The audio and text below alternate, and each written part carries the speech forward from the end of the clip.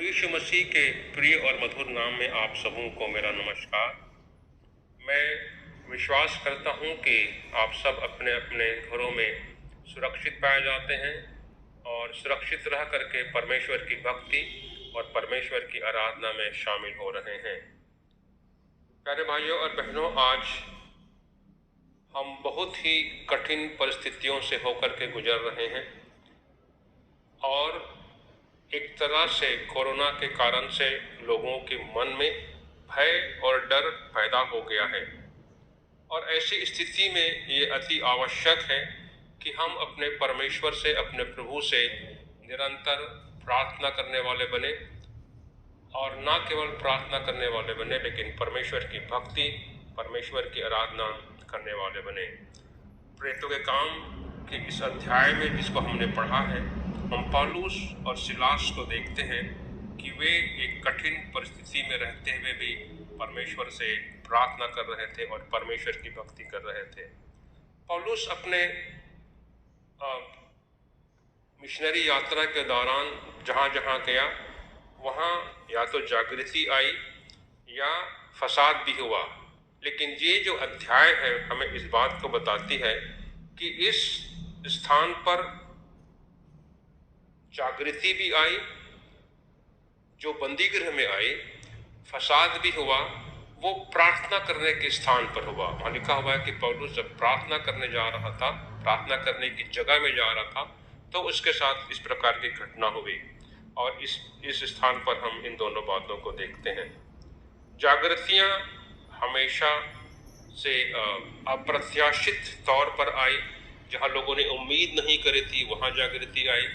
एक अप्रत्याशित स्थान पर, अप्रत्याशित समय पर, और वो समय परमेश्वर की इच्छा के अनुसार ठहराया हुआ समय रहा और उन समयों में और स्थानों में परमेश्वर की जागृति आई। और जब जब जागृतियाँ आई, कलीसियाएं जो हैं वो आशीषित हुई हैं। आज भी इस बात की आवश्यकता है कि हम अब जागृत हो जाएं।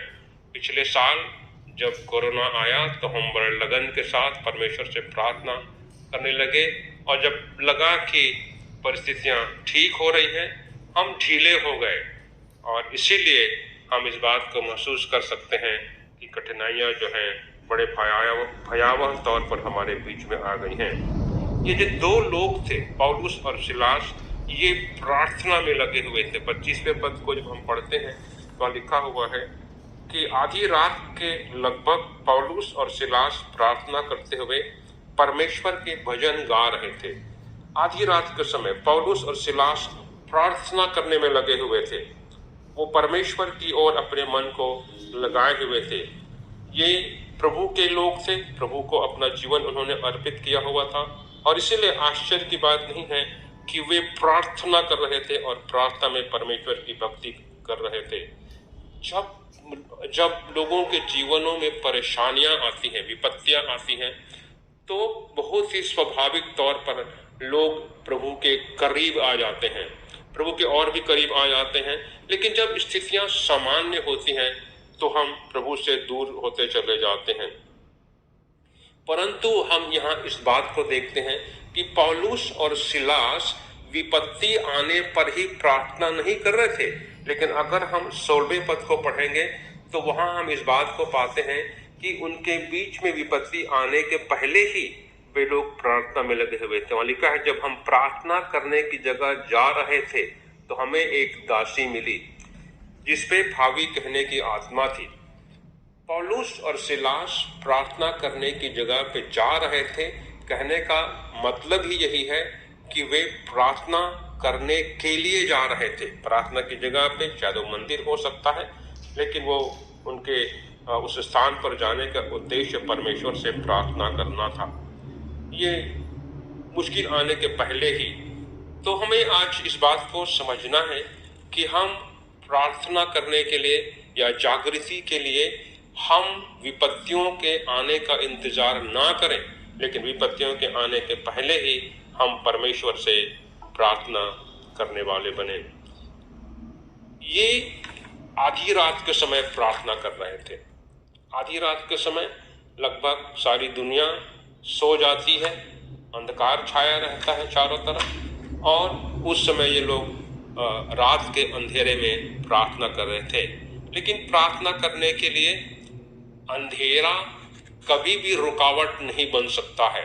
अगर हम सच्चे मन से परमेश्वर से प्रार्थना करने को तैयार होते हैं तो अंधकार जो है हमें कभी भी प्रार्थना करने और परमेश्वर की भक्ति करने से रोक नहीं सकती है।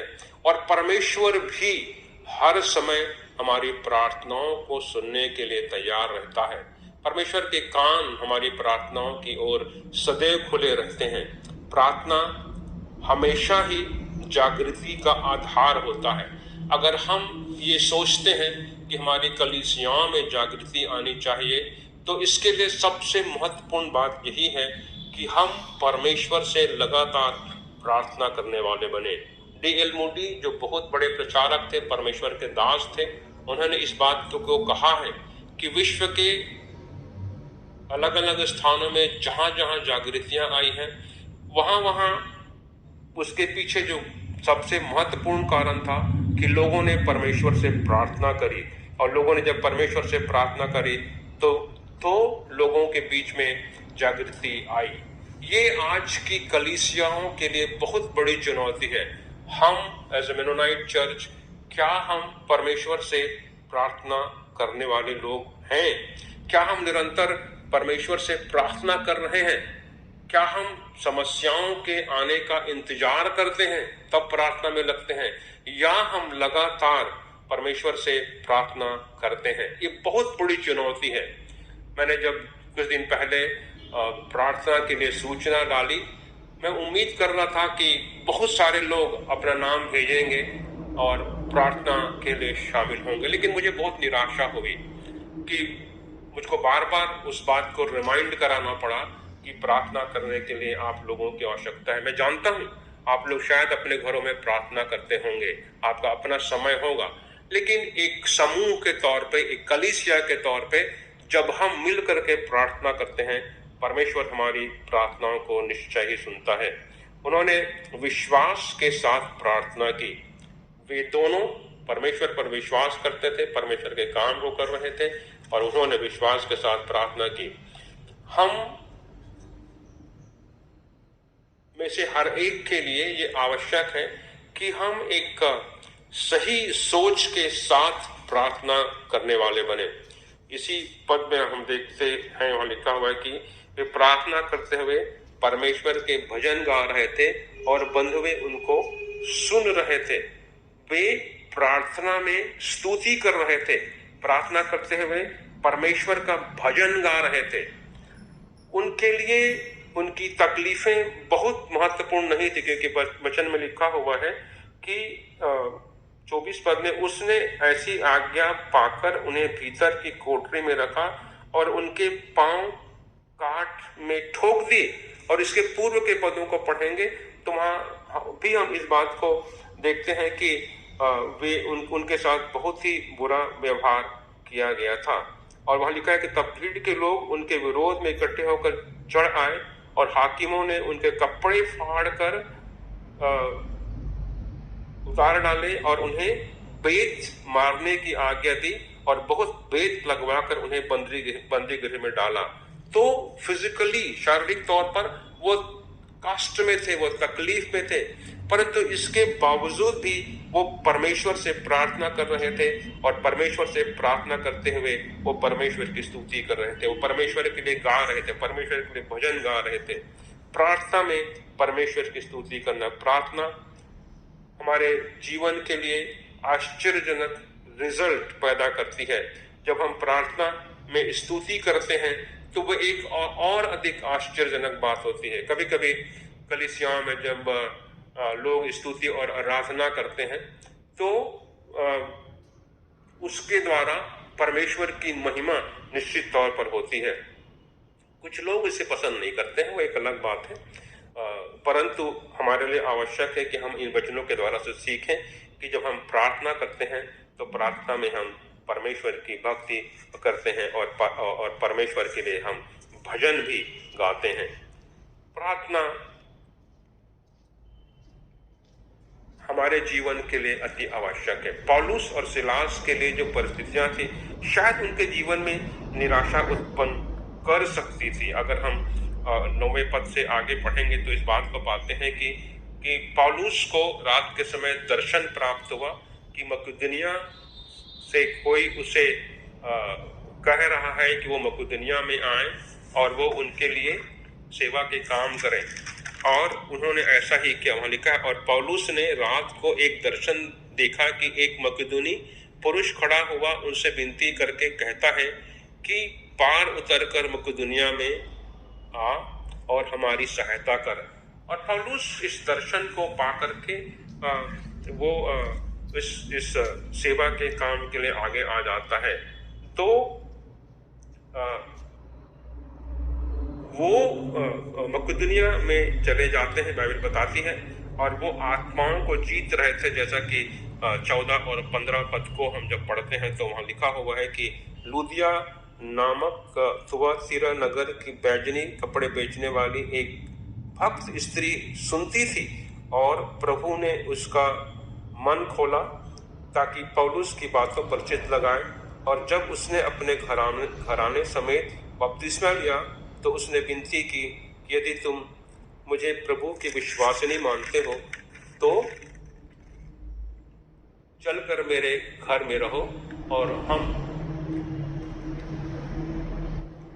हमें मनाकर वो ले गई। ये पौलुस कह रहा है कि तो हम यहाँ इस बात को देख रहे हैं कि ना केवल वो मकदूनिया के संदर्भ में दर्शन पा करके वहां चला गया, लेकिन वो आत्माओं को जीत रहे थे, वे प्रार्थना पूर्वक काम कर रहे थे, वे दुष्ट आत्माओं को भी निकाल रहे थे। हम आगे के पदों को जब पढ़ते हैं तो इस बात को पाते हैं कि कैसे एक भावी कहने वाली स्त्री थी जिसके ऊपर दुष्ट आत्मा था, और पौलुस जब सुसमाचार का प्रचार करता था, ऐसा लिखा हुआ है कि वो उसके पीछे आकर के इस बात को कहती थी कि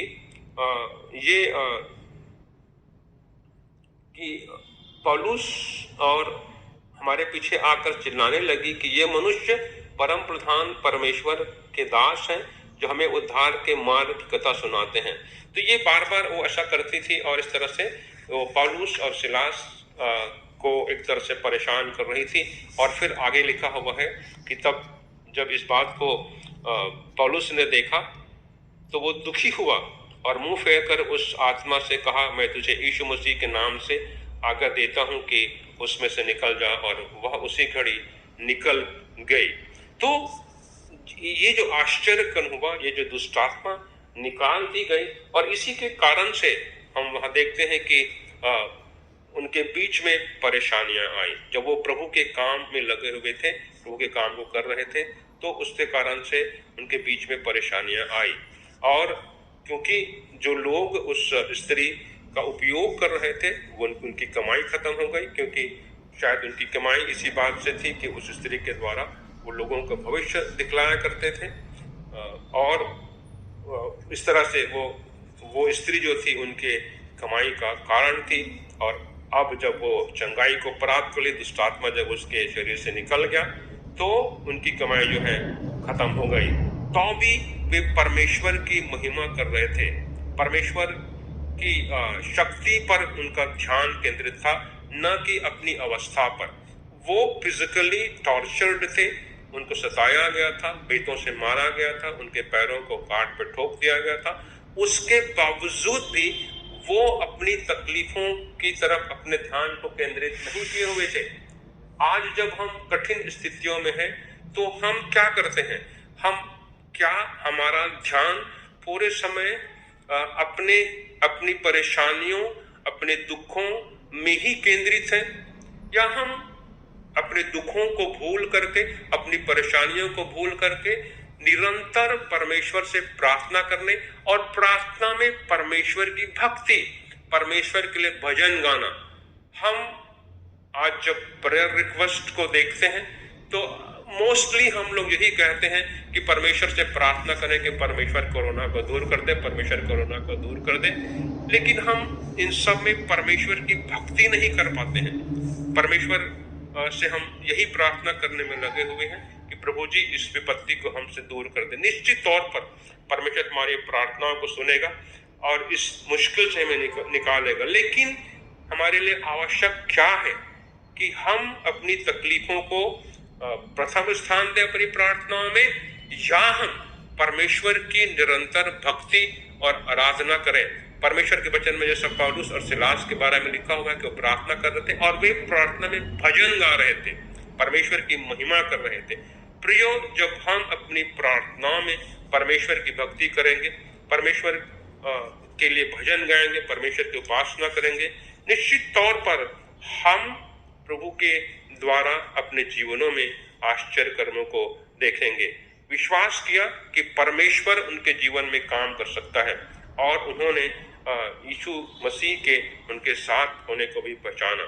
स्तुति करने का एक मूल्य होता है, स्तुति करने का एक रिजल्ट हमको अपने जीवनों में देखने को मिल सकता है, जैसा कि इन दोनों के जीवन में दिखाई दिया। वे अपनी तकलीफों के लिए प्रार्थना नहीं कर रहे थे, लेकिन अपनी प्रार्थना में वो परमेश्वर का भजन गा रहे थे और इसलिए उनको उनकी प्रार्थनाओं का रिजल्ट, परिणाम देखने को मिला।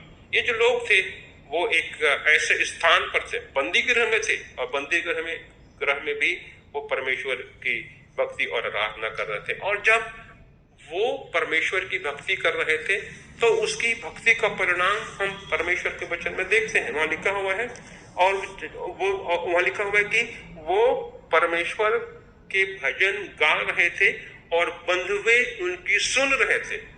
और भी जो बंदी गृह में जो लोग थे, जो अलग अलग अपराधों के कारण बंदी गृह में डाल दिए गए थे, जब वे भक्ति कर रहे थे, भजन गा रहे थे, तो वो भी लोग उनको सुन रहे थे। और अचानक वहां लिखा है, और इतने में एकाएक अचानक बड़ा भूडोल हुआ, यहाँ तक कि बंदी गृह की नींव हिल गई और तुरंत तब सब द्वार खुल गए और सबके बंधन खुल पड़े। ये बड़ा आश्चर्य कर्म उनके जीवनों में हुआ कि किस प्रकार से उनकी भक्ति के कारण से भूकंप आया और वो छूट गए, उनके पैरों के बंधन खुल गए, दरवाजे खुल गए और उनको भागने का एक अवसर मिल गया। भाग सकते थे वो, लेकिन वे भागे नहीं। परमेश्वर का वचन बताती है कि वे वहीं रहे। और उसके बाद हुआ ये कि जब सारे बंधन खुल गए और जब दरोगा ने देखा कि बंदी गृह के दरवाजे खुले हुए हैं, तो वो उसने समझ लिया कि सारे बंधुए भाग गए और उसने अपने आप को मार डालने की कोशिश करी। और तब पौलुस ने कहा कि तू ऐसा मत कर। पौलुस ने उससे कहा कि हम यही हैं, तुझे अपने आप को मारने की आवश्यकता नहीं है। हम मसीहियों को हमेशा सही जगह पर होना चाहिए। क्या हम कलीसिया के साथ, कलीसिया की सारी सेवाओं में हैं?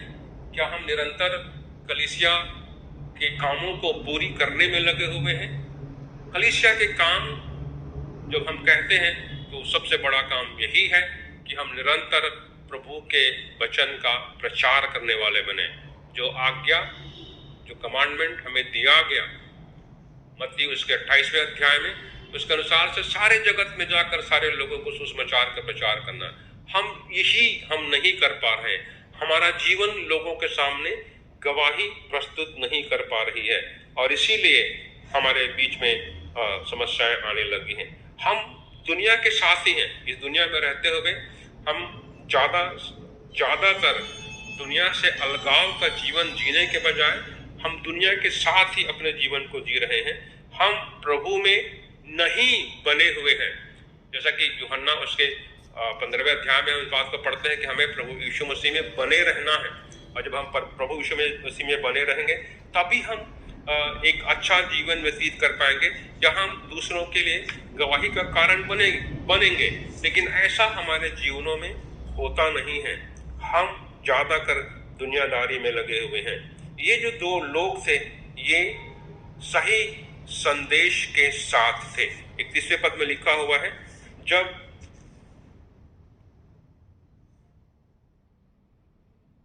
पद 31, उन्होंने कहा प्रभु यीशु मसीह पर विश्वास कर तो तू और तेरा घराना उद्धार पाएगा। ये एक संदेश इन दोनों के साथ था। जब दरोगा और उसके परिवार ने इस बात को जाना कि वो भागे नहीं हैं, और तब उसने कहा कि हे प्रभु, उद्धार पाने के लिए मैं क्या करूं? उसका प्रश्न था ये। तो पौलुस ने कहा था, उन्हें कहा, प्रभु यीशु मसीह पर विश्वास कर तो तू और तेरा घराना उद्धार पाएगा। इस व्यक्ति ने पूछा, 30वें पद में, उन्हें बाहर लाकर कहा, हे साहिबो, उद्धार पाने के लिए मैं क्या करूं? और तब जो संदेश पौलुस और सिलास के पास था, वो संदेश उन्होंने इस अगुवे को, जेलर को उन्होंने दे दिया। एक बड़ा प्रश्न है, उद्धार पाने के लिए मैं क्या करूं? और बड़ा उत्तर था, यीशु मसीह पर विश्वास कर तो तू और तेरा घराना उद्धार पाएगा। प्रियो, क्या हम परमेश्वर से निरंतर प्रार्थना करने को तैयार हैं? तब नहीं जब स्थितियां कठिन हो, तब नहीं जब हमारे जीवन में परेशानियां हैं, तब नहीं जब हम बड़े बड़े कठिनाइयों से घिरे हुए हैं, लेकिन तब जब हम सामान्य जीवन व्यतीत कर रहे हैं, तब जब हमारे जीवनों में किसी प्रकार की परेशानी नहीं है, परेशानियों के आने के पहले ही जब हम परमेश्वर से प्रार्थना करने में लग जाते हैं, परेशानियों के आने के पहले ही हम परमेश्वर की स्तुति करने में लग जाते हैं, परमेश्वर की बड़ाई करते हैं, अपनी परेशानियों को हम नजरअंदाज करके परमेश्वर के लिए जीने वाले बन जाते हैं, परमेश्वर के वचन को दूसरों तक फैलाने के लिए तैयार हो जाते हैं, तब हमारे जीवनों में परमेश्वर की आशीषें आती हैं और हम दूसरों को प्रभु यीशु मसीह के पास लाने वाले लोग बन सकते हैं। परमेश्वर करे इन वचनों के द्वारा से हमें चुनौती प्राप्त हो, हम परमेश्वर से प्रार्थना करने वाले बने। मैं चाहता हूं कि हम में से हर एक लोग अपने घरों में रह करके परमेश्वर से प्रार्थना करने के लिए समय निकालें, परमेश्वर से प्रार्थना करने के लिए समय निकालें, परमेश्वर की भक्ति करें। लगातार हम परमेश्वर की भक्ति और परमेश्वर की आराधना करने वाले बने। पूरे समय अगर हम समय को आपस में एक दूसरे के साथ बांट लेते हैं तो हम लगातार परमेश्वर की भक्ति और परमेश्वर की आराधना कर सकते हैं। और हम जब बड़े विश्वास के साथ परमेश्वर की भक्ति करेंगे, परमेश्वर से प्रार्थना करेंगे, कठिनाइयां हमारे जीवन से जाएंगी, परेशानियां हमारे जीवन से चली जाएंगी। हम किन बातों पर ध्यान देते हैं? संसारिकता हमें अपनी ओर आकर्षित करती है। क्या हम प्रभु की आवाज को सुनेंगे और प्रभु के लिए अपने आप को समर्पित करके उसके लिए लगातार जीवन जीने वाले बनेंगे? परमेश्वर इन वचनों के द्वारा से मुझे हर एक को बहुतायत की आशीष देवे।